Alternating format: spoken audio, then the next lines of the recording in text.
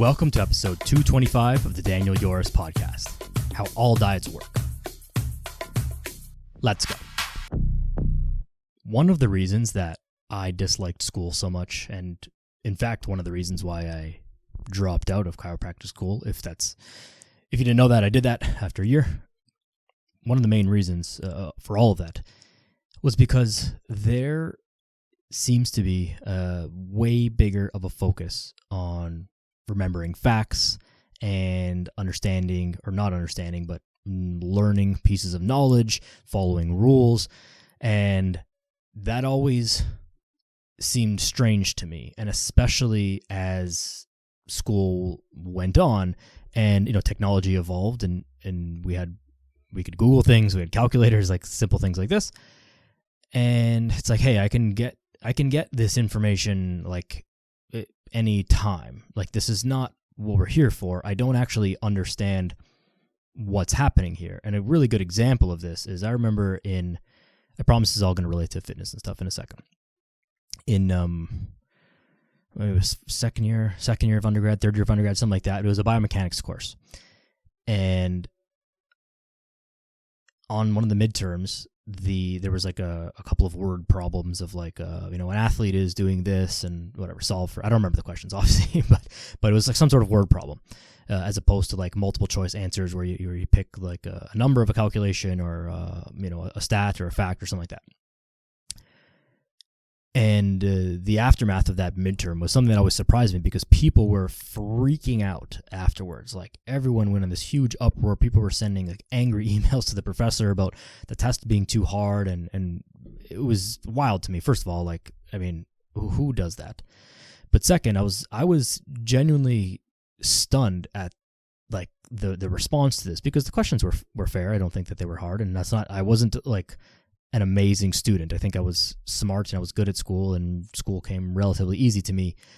But I didn't have good study habits. I didn't have like this crazy study routine, and I was never really trying to like get the highest marks. But I always did try to understand what was happening and what it is that we're trying to learn, especially in something like biomechanics. Like, you can memorize a bunch of formulas. This is why they give you a cheat sheet in those kind of classes, in physics classes, because remembering the formula isn't knowing what physics is. Knowing how to apply the physics and the principles and think about the situation. Well, if the athlete is jumping, or if the person is throwing, or if they're lifting something off the ground or pulling something down from above their head, like, what's happening? You have to understand those things. Memorizing formulas, memorizing names of muscle, even in anatomy, like memorizing, and across any industry, I think it probably goes the same thing. Memorizing stuff doesn't necessarily teach you about how this thing works. And that's how I've always thought. I don't necessarily know why, probably honestly because like growing up and even now still to this day, my dad always questions us. We would, me and my brothers, and we would say something and he would always ask us why. And he would always ask us like, why do we think that? And it would often turn into arguments, like friendly arguments, but arguments over trying to prove a point and argue a point. But what that led to was a deeper thinking about any issue or any claims you make. And like, hey, why do you think that? Like, it's fine that you think that, or that you heard that stat, or that you heard that whatever, but why might that be? Like, let's figure out why this is. And when you understand why things happen and the principles behind things, then you can more broadly apply them to more different situations. And more importantly, you can adapt them to your own personal situation and your own personal circumstances and goals and all that stuff. The reason that I'm starting with this little piece is because one of the biggest problems that I see in all of fat loss is people trying to, and again, I say this all the time, but like, this is not your fault if you fall into these faults. It is what it is. And so let's just explain it and get on with it. I see people who are constantly trying to follow rules, and I use the term rules very loosely here, but rules or things they've heard or stats or, follow stuff without understanding why. And then the problem that they run into is when they don't work, they're not sure why, because so-and-so said that this works, and I'm doing that and yet it's not working for me. And that's a difficult place to be in because it makes you think that there's something wrong with you. It makes you think that you're some sort of exception. It makes you think that you've been lied to. And none of those things are necessarily true. It's just that you are unknowingly applying the information or the knowledge or the facts or the statistics incorrectly. And without understanding the underlying principles of how these things work, of how fat loss works, of how diets work, you will never be able to get over that. And this is why you see people hopping from diet trend to diet trend, and we'll talk about a bunch of them, but they hop from trend to trend and never really get results. And it's because there's something that's missing that is the piece that is going to make the whole thing work. And so what I want to talk about today is how diets work, how all fat loss diets work, and then how to go about sifting through those to choose the one that is the best for you. Now, we can safely say here that pretty much every single diet works. And I'll probably repeat this at some point, but we see thousands, millions of different people who have success with all types of different diets, and oftentimes diets that are in exact opposition to one another. And the most extreme and best example to paint the picture here is we have the carnivore diet, the people who swear by only eating meat is the only way to be healthy and to lose weight, and then the people who are the vegans who swear by only eating plants to lose weight and be healthy. Now, those are in direct opposition to each other, and we see, again, thousands and millions of people who have success, again, success in air quotes, success for at least a limited amount of time following either of those protocols. How can that be true? How can it be true that two completely opposing viewpoints are both producing the same results? Well, it's because the thing that is making those diets work is the same principle. And that is, drum roll, shouldn't be shocker to you if you're not new here. It's a calorie deficit. Okay? This is the way that all fat loss diets work. All fat loss diets in some way create some rules, create some boundaries, create some sort of structure. They do something to, in simplest terms, make you eat less food. What that does is it makes you intake less calories, therefore you're in a calorie deficit. And all diets work the same way. Now, if you're very overweight, there are, and just to address the what I feel better doing XYZ diet, oftentimes it's the same principle. If you're overweight, simply having less body fat percentage and being at a healthier body weight and a healthier body composition is going to make you feel better. It's going to help your digestion. It's going to help your skin. It's going to help your energy. It's going to help your sleep. It's going to help your cognitive ability. It's going to help all the stuff that, we could umbrella term under feeling better. And so is it the carnivore diet that did that? Is it the vegan diet that did that? Is it the XYZ diet that did that? Or is it just that you lost weight?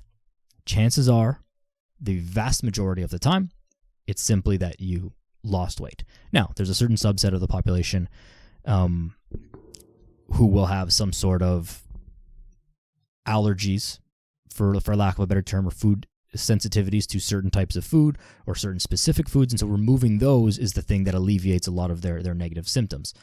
Or they have some other medical condition. But these people are few and far between. And I need to stress this strongly. People get into the trap of thinking that they're the exception to the rule. The exception to the rule is unbelievably rare. It's very, very rare. So the most likely, by far the most likely scenario is that you are not the exception to the rule. You are just doing something unknowingly incorrectly, and that's what's going on. Now, if you know already that you have some sort of medical condition, some sort of food sensitivity, something, obviously that doesn't necessarily apply to you. But the principles of fat loss still do apply to you no matter what. And this includes all hormone stuff, and it all plays a role in how your calories work and how your body absorbs, and then you need to be in a calorie deficit to lose weight. So the reason that these diets, or any diet, not just carnivore, vegan, but we call it, keto, low carb, high carb, whole 30. Dare I even say the Mediterranean diet, which is, by and large, like well regarded as the best diet. All of them kind of work by creating these food rules. Now, the reason again that they're successful is because they they just make it easy to follow. Counting your calories and paying attention to things is a little bit more effort than simply saying never eat carbs. That's a pretty simplistic and straightforward way to look at things.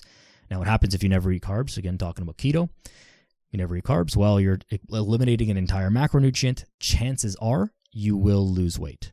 Now, there are plenty of people who have also gained weight by following one of these diets because they end up consuming way more calories. Separate discussion for another day.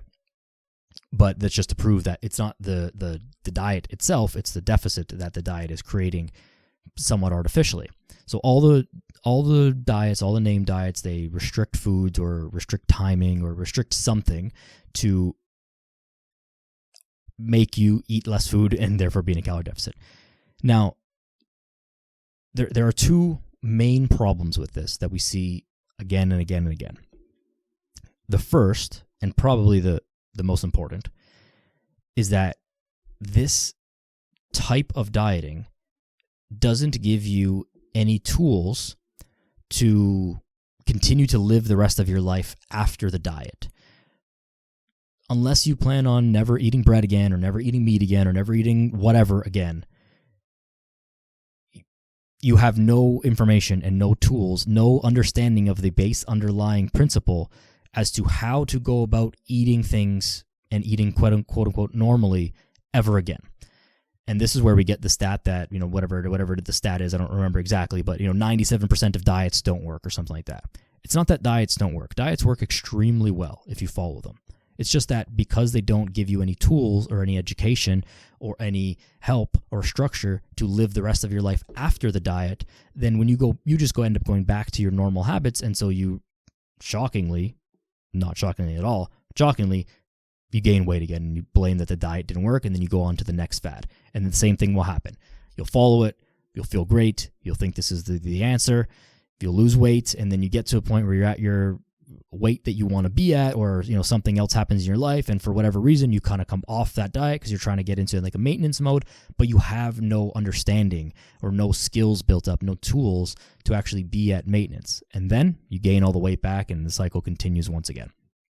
So that is the first and biggest issue, and we're going to talk about how to tackle that a little bit later.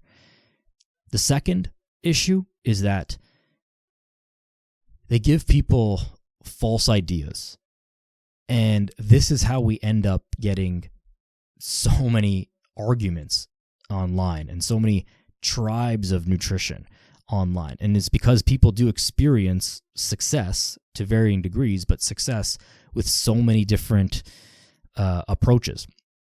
And that leads one to thinking, well, hey, I did some diet I heard about recently was the watermelon diet. You eat only watermelon. Just go, okay, well, if you do that and you lose weight, it's a pretty easy leap to say that you think that that's the answer and you think that everyone else should do that. And so you have this amazing result and you feel great and you've transformed your body and you've transformed your life and you're feeling good and you're looking good and all that stuff. And you get online and you start blabbing about how great the watermelon diet is.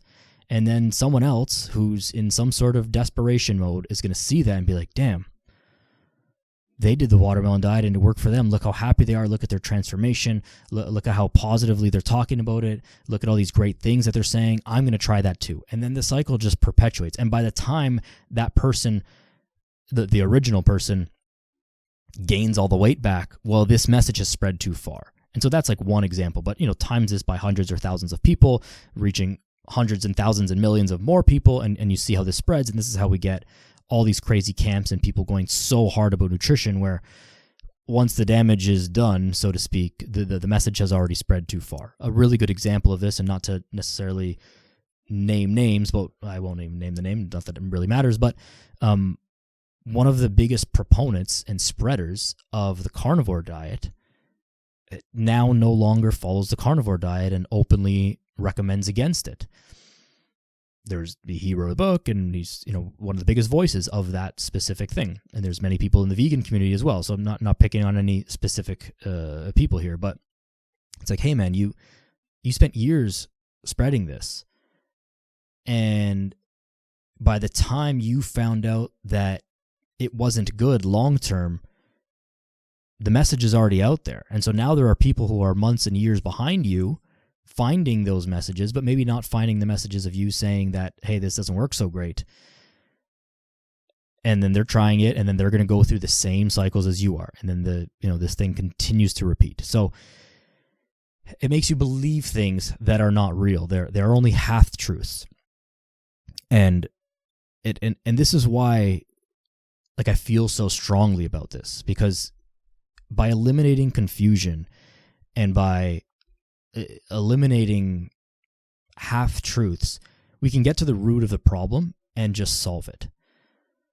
Like, fat loss is it's not a mystery how this happens. It's not like we are constantly, there's people in a lab and all the smartest people in the world are putting their brains together to figure out how to create fat loss. We know how to do this. This is what I would call a solved problem. Like, we know how to do this. It's not difficult. It's not like trying to, how do we live on Mars? That's like a problem we have not solved yet, right? As the human race, like, we do not know the answer to that.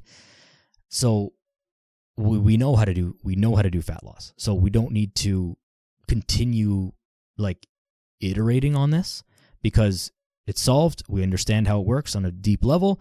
The thing that we're missing is the psychology and the adherence and actually executing it. So my point in saying that is that we don't need to keep iterating on methods. We need to continue to iterate on the psychology behind it, the food environment, and the external things that go into it, and how to help people adhere to their diet and stick to a healthy lifestyle and all these things. We don't need to iterate on the methods. We already know that. It's like trying to continue to prove in mathematics that 1 + 1 = 2. We know this. We don't need to argue about it. We don't need to talk about it. And thankfully, as a society, we've got past that.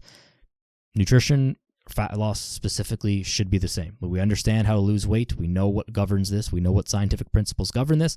Now we need to work on the application of this. But we're stuck on this knowledge piece. And it's incredibly frustrating. And not only is it frustrating as a fitness professional and someone who's trying to help in this field, it's frustrating to see people struggle, to see friends and family struggle, and to see just people out there struggling with this. And it's not that they're struggling with the adherence; they're struggling with the knowledge. We have more knowledge than ever, and the problem is that we also have more nonsense than ever. It's easier to access information than ever before, but it's harder to parse through that information. And so people get confused and they get led down the wrong paths, and that's not good. So all diets need two things in order to work. I'm sure there's some type of named diet out there that wouldn't work, or would work less reliably so. But I can't think of one right now. Even there's now there's people doing a sugar diet where they're eating primarily sugar, and by sugar I don't even mean carbohydrates. They're actually avoiding starchy stuff. It's just fruit and honey and maple syrup, and then lean proteins at night. And again, yeah, you would eat less food if you did that, and so you would lose weight. So all diets need two things to work.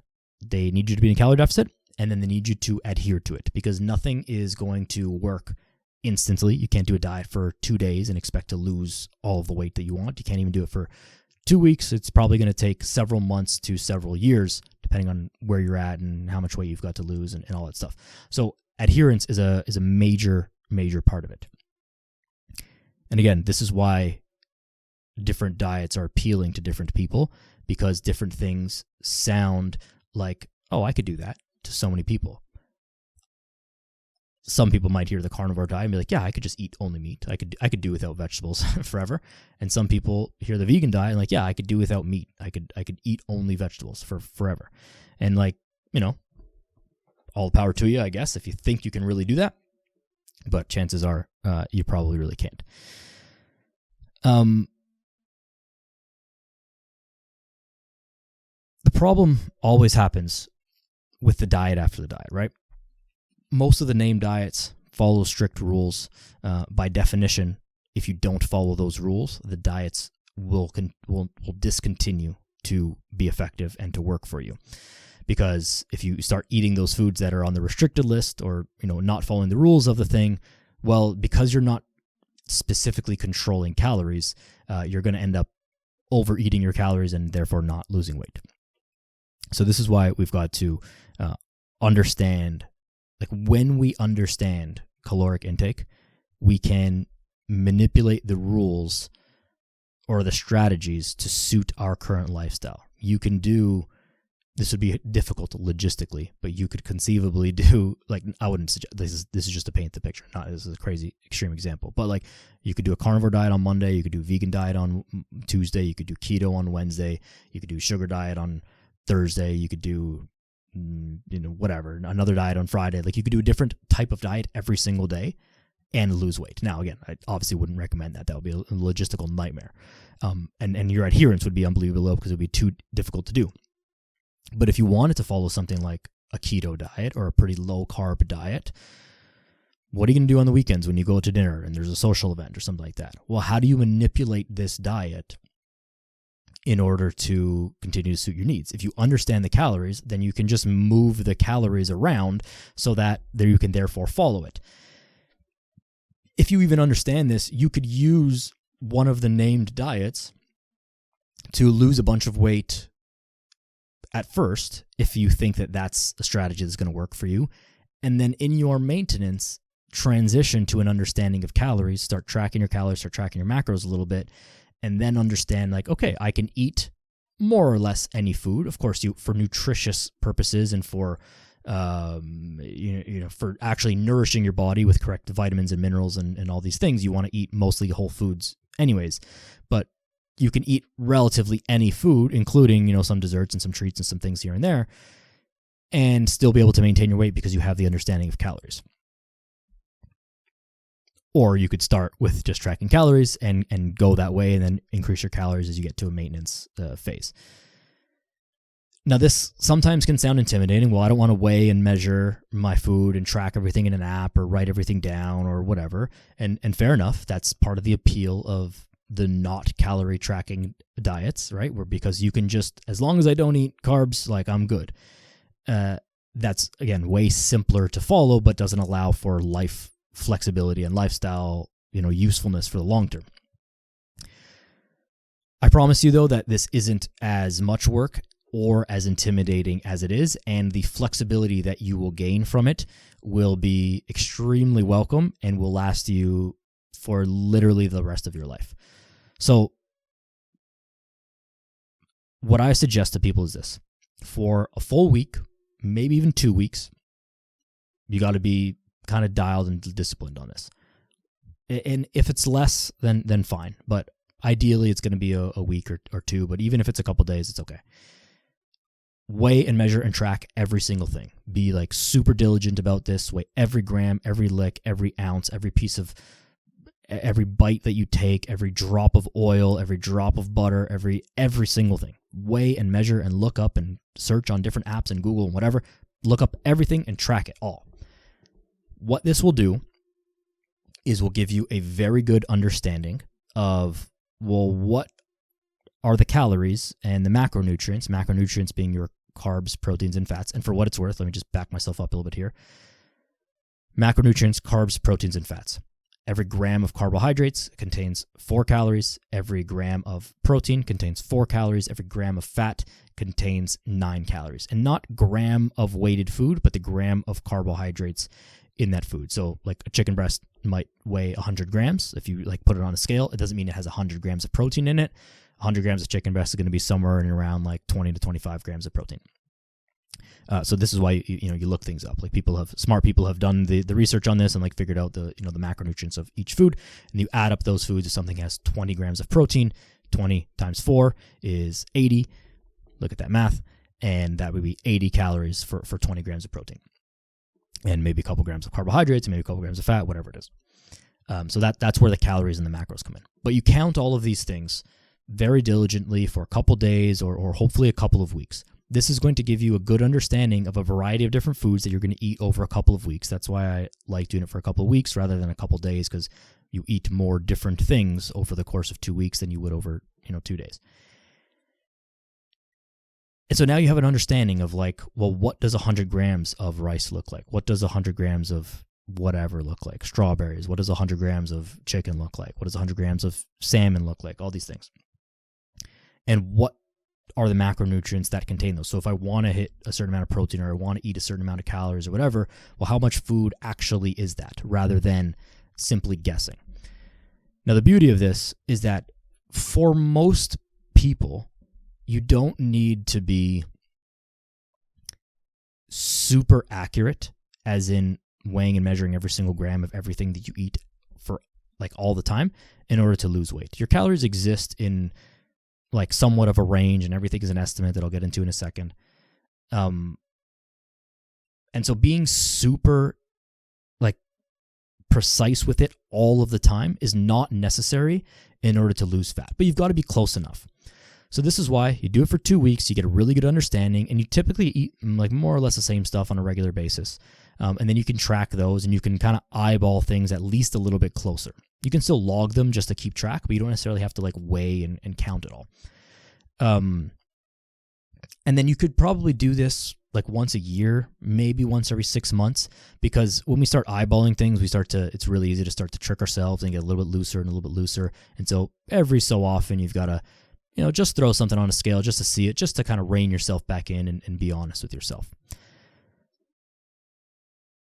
And typically, if you're following, whatever the calories are that you should be following, which I'll say in a second, as long as you're like pretty close to that, you're gonna be solid on the fat loss, and then you can manipulate them up or down from there. But the precision of it matters less unless you are already really lean and trying to get even leaner. If you've got 50, 40, 30 pounds to lose, like you've got more wiggle room.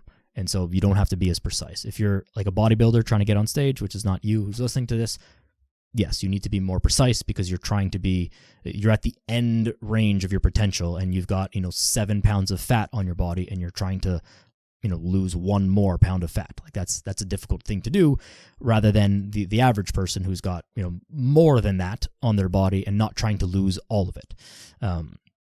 So understand that it's important to be precise, just to teach yourself the principle of it, but it's not necessarily important to be super, super precise all of the time forever. And this is how it's like not that much work. It's a little bit of work up front, and then like not that much work later on. As far as how many calories you should eat, there are many equations, there are many online calculators, the apps will show you all sorts of stuff.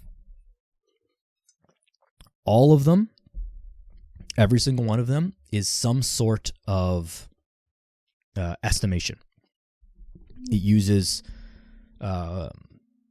equations and calculations that are scientifically verified, of course, but they all have some sort of assumption of your like daily movement, how much you're moving, and something that's classified as sedentary or moderately active or extremely active. And these are all kind of vague terms. They're not clearly defined as like, a certain intensity of exercise for a certain amount of time, and then that would have to be all governed by your current fitness level, which you'd have to measure somehow, and your weight and sex and age, and which are typically taken into these equations. But my point is, all of them exist on some sort of estimation. So instead of trying to figure out all of that and try and figure out all the best things, we use this. Take your body weight times 12. Simple, easy. Everyone can do that in your calculator in 3 seconds. Body weight times 12. That is your starting calorie goal. What you do from here is you eat at that level of calories. Let's say it's 2,000 just for ease of numbers here. So you do body weight times 12, it equals 2,000. You eat at 2,000 calories, and you track your weight. If your weight is trending downwards at an average of about, half a pound to a pound and a half a week, somewhere in there, then you're pretty good. 2,000 calories is a deficit. Your tracking method is good, and you're on point. Continue. If you are tracking your calories at 2,000 and you notice your weight is not moving at all, and again, with weight, we got to track the trends. It's going to go up and down a little bit. It's going to fluctuate every day, but like the trend line is relatively down. If the trend line is legitimately flat, then you got to lower your calories. And so we just guess and check. So you did 2,000. Okay, didn't work. It wasn't enough. The equation's off. Something else is off. Fine. You're not broken. There's nothing wrong with you. We just needed less calories. So go down to 1,800. There's two ways to do this. One, you drop your calories. Two, you double check how accurately you're tracking your calories. The biggest mistake that people make is not including like sauces and oils and butters. Like when you cook something, put a little olive oil or something, cook it, like you need to track that olive oil because you're eating it. It's not just there on the food, or sauce. It's not free unless there is 0 calorie sauce, obviously. But you need to track these things. So that's a sneaky one, and that can add up calories. But anyways, you track your calories. You're at 2,000. Your weight is flat. You're not losing weight. You're not gaining, but you're just not losing. Fine. Drop your calories. Drop them by 200 calories, and then do it again and see. And then you keep doing that. You should probably only have to do it once though, and then you should be losing weight, and you're good. Rather than trying to finagle with some complex equation that's at the end of the day just a guess anyways, because you do the same thing. You use a more complex equation. It says 2,000 calories. You try it. It doesn't work. Well, either science is wrong or the estimation is just that. It's just an estimation. So, you just cut your calories a little bit anyways. Result is the same. And if your calories if you're at the 2,000 and your calories are going up, or your weight is going up rather, then you would need to drop it even more. So maybe drop it by 500 and get yourself into a deficit that way. So that's how you do it. That's how you get your calories. Now, if you want to maintain your weight, you can probably go like body weight times 15 or 16. That would be like a good weight maintenance. But again, you pick that number, probably start around body weight times 16. Pick that number, track it. If your weight's maintaining, great. Like you're doing good. Keep it up if that's what your goal is. If your weight's going up, then you drop it by 200 and see where you're at. And if your weight is going down and you're trying to maintain, then you'd increase it by 200, let's say, and go that way. So that's where you start. Now, as far as dividing up the macronutrients, again, this is also like a solved thing. You're going to get your protein. That's the most important thing here. You're going to get your protein to something between 0.75 to 1 times your body weight. So if you weigh 150 pounds, you're going to be 0.75 times 150 to what is the math on that? Let me see. It's probably I should maybe I should know this one. 0.75 times 150. 0.75 times 150 is on 112.5 grams of protein. So call it 113 to 150 grams of protein. Personally, I'm biased towards like the higher end, and only because if you want to make a cliche quote of it, like shoot for the moon and land in the stars. So if you aim for 150 and you fall short for one day or a couple days and you land at 130, 120, 125, 115, 150, those are all your days, because you're not a robot. You don't need exactly the same things every day and the same amounts. If you aim for the higher end and you fall a little short for any reason, you're still going to be good. Whereas if you're aiming for the low end and you're falling short, well, now you're just a little bit too low. So for ease, I would say just do 1 times body weight and aim for that amount of protein. If you fall short, it's okay, but aim for that and you'll end up where you should be. And then your carbs and fats can make up the rest of your calories in any division or any ratio that you choose. So let me take my calculator and do some math here. So let's use the 150 pound person. So you're 150, that's 150 grams of protein times 4 calories per gram. That's 600 calories. Okay, let's use our 2,000 calorie example. So 2,000 minus 600 gives us a remainder of 1,400 calories. Now, your carbs and fats can make up the rest of this 1,400 calories. So you could go, you can't go 0 fat because that's unhealthy, but you could conceivably go 0 carb. But you can go like 80% carbs and 20% fat, or you could go the reverse. You could go higher fat, lower carb. You could go 50-50, breaking up the rest of the calories. So if you wanted to do, let's say, let's call it 50-50. So 1,400 divided by sorry, 1,400 divided by 2, 700. So we want to get 700 calories from carbohydrates. Let's go 700 divided by 4 is going to be 175 grams of carbs. And is that right? Hold on a second. 700 divided by 4 is 175 grams of carbs. 700 divided by 9, because there's 9 calories per gram of fat, is going to be 77.7 grams of fat. So you could have a 50-50 split that way, and you can manipulate it any which way that you prefer, that you enjoy, that suits your lifestyle, whatever. And you can change it on a day-to-day basis as well. You can go, one day can be higher carb, the next day can be higher fat, the next day can be half and half, and whatever you need. But as long as the total calories are in check, your protein's in check, the distribution of fats and carbohydrates don't matter. So excuse the probably not a great audio listening experience, trying to wait for me to do some basic math on my calculator, but you can split it up any which way you want, as long as your calories are in check and as long as your protein is in check. Now you can use this at the beginning, right off the bat, or you can use this during your maintenance phase. You can use this in a transition period, like, hey, I'm going to be in a situation, I'm partial to following the keto diet. I like that, but I'm going on a work trip for a couple weeks. I'm not sure what the food choices are going to be. I'm not sure how feasible it's going to be to follow a keto diet, but I'd still like to stay on my diet. How can I do this? Well, you can just kind of pay attention to the calories. That way you can still maintain your deficit, although you wouldn't know what your actual calories are on the keto diet, so that would be one trouble with it. But you could still conceivably get yourself in a deficit, or at minimum keep yourself at maintenance, and not take a backward step by tracking the calories for those 2 weeks. And then when you're back home in your regular environment and back to your shtick, you can get back to your keto diet if that's the thing that you prefer. And sub in any type of diet that you like here, and then you can use tracking your calories in the interim when it's less feasible to follow that diet, or when you transition to a maintenance phase for your diet after the diet, which is frankly the more important part and the longer part. Like, you're going to be at maintenance, you're going to be dieting, you're going to be not dieting for way more time than you're dieting. Say you diet for a couple months, when you get down to your weight, even 6 months, well, then you're conceivably trying to maintain that for the rest of your life. So the amount of time you're dieting is not that significant.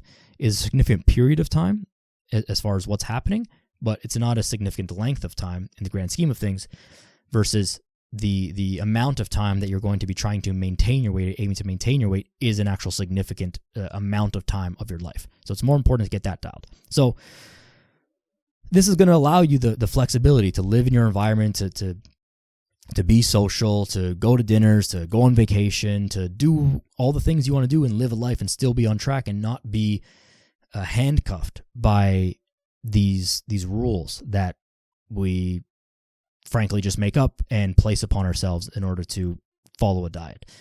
And they just don't allow flexibility, and that's not cool. I think freedom is a great thing in life, and this allows you dietary freedom while still achieving your goals. So you're not sacrificing speed or ease of results or anything like that. You're actually only adding options to your tool belt here, and more importantly, you're adding an understanding of how to make this work in your actual life, which then comes to the point of the hardest part really is sticking to this.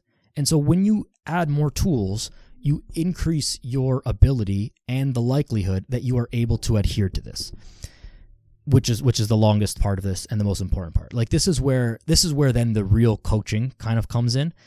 All of this diet stuff and understanding macros and how to set up your diet and choose the foods that are right for you and all these numbers and all these things, my online clients, I can teach you this in the exact specific context of your life in a week or two. It's not rocket science. It's not that difficult. Like I said, this is a solved problem in the world. Humanity has solved this problem. So I can teach this to you very quickly. Then the real work comes in with troubleshooting on a daily or weekly basis. That's why we talk every single day. And like, hey, I have a choice between these two foods. I'm out at a restaurant. What should I get? Or I'm having this for dinner. What should I do? Or I'm having trouble with some cravings. How can I curb that? These kind of things. So we're troubleshooting on a daily basis, and we're learning and we're iterating, and we're learning what you like and what you don't like and what works logistically with your life, with your time and your family and your activities and your job and all those things. This is where the coaching comes in, to keep you on track, and daily communication in order to say, hey, this is working, let's keep going. Or I had a bad day. Well, how do we make tomorrow a good day? Because we don't want to have 2 or 3 or 4 bad days in a row. That's how things break down, and we spiral into old bad habits. So this is where the coaching comes in and the adherence. But having this flexibility of dietary tools and dietary understanding by using calories rather than just using rules is an extremely powerful and extremely important tool in your tool belt. If you're only doing keto, and I know I keep going back to that because it's just an easy one and one that lots of people follow, and you're only cutting out carbs and you're having trouble like sticking to that, and you're having trouble enjoying it and actually executing on it on a regular basis because you keep eating carbs, you keep munching on them, whatever, well then the only, if we're only sticking to a keto diet, then the only advice can be, well, dude, you got to stop eating carbs. And that's not very helpful, because obviously you're trying to do that and struggling at it. So it becomes useless. It becomes annoying. It becomes angering. And most importantly, just not helpful at all. Because if the only method you have to lose weight is don't eat carbs, and you keep eating carbs, well, you're just setting yourself up for failure there. So then you end up changing the approach, and then we go back into the circles that I kind of outlined at the beginning of this episode. So understanding how the calories work and why this works gives you the flexibility to be able to adapt this to your own life, to be able to iterate on the fly, to be able to change your approach as your life situation changes. You're working, you're busy, you're in the office, but then you're on vacation. Then now you work from home, and now you change jobs. Now you moved houses. Now you had a kid. Now you have this. Now you, whatever the case is, all those different stages and iterations of your life, you can easily manipulate your diet to suit your needs at the time by understanding the underlying principles. And this is why, to bring this full circle and to bring us home here, this is why I'm so adamant about understanding why things work, how things came to be, and the methodology behind it, rather than just blindly following rules. It's good to ask questions. It's good to understand how things work, because then you can apply it to your life. So hopefully this helps clear things up for you. I hope I did a good job of being concise and explicit with the way that I explained this all. And listen, if you have more questions for yourself, I'm always happy to answer. Hit me up on Instagram, hit me up on X, send me an email, whatever. More individual questions. Hey, but I do this. That's great. There's always individual nuance here. So hit me up if you want help implementing this for yourself, and if you want me to walk you through it and hold your hand through it and be with you on a daily basis and coach you through this, then of course I'd love to have you. So if that's something that you're also looking for, hit me up on again, Instagram, DM, or email, or on X, and we'll get you going. Okay. So yes, spread the word. Yeah, we'll leave it there. I hope you enjoyed this. Be sure to leave a rating and a review on iTunes, Spotify, YouTube, all the stuff, wherever you can, and spread the word. Subscribe, like, all those things. It really helps an absolute ton. Thank you very much for listening. As always, go outside, be a good person. See you soon.